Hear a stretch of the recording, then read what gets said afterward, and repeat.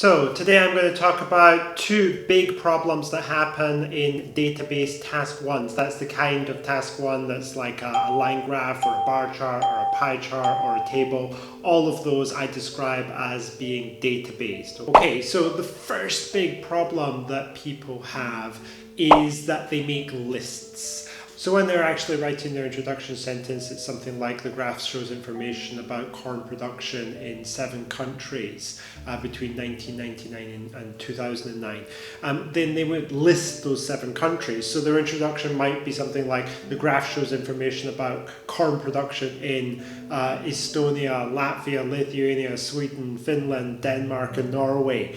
And you just don't want to make lists like that because it's very, very boring and repetitive and it doesn't give you any points. You do need to mention all of those countries because they will be key points, but you can't get away with just mentioning them in the introduction. The same goes for years. If you're mentioning like in 2001, 2002, 2003, 2004, 2005, we don't want that in the introduction, okay? We want you to say something like in several countries or several European countries, or give a date range like 2007 to 2017, not to make big lists. The second big problem that happens in the introduction is that there's something that went wrong with the paraphrase. The paraphrase usually of the topic.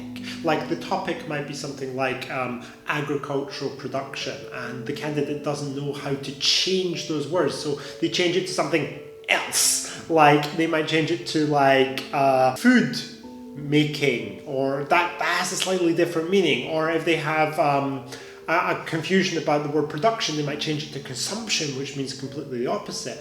Or in the case where they're talking about, for example, books, like the topic is about books read by certain age groups or something, then they might change books to novels. So that's a big problem. If someone's actually gone in there and changed the words, the topic words that are associated with the task one, then that can be a really dangerous situation because it completely alters the meaning of the sentence and then it's off topic. It shows you that the person who's writing it doesn't understand what's going on, and the examiner is going to take a very negative view of that. Oh no! Alright, well I hope people found this information helpful, and I will see you soon in the next video.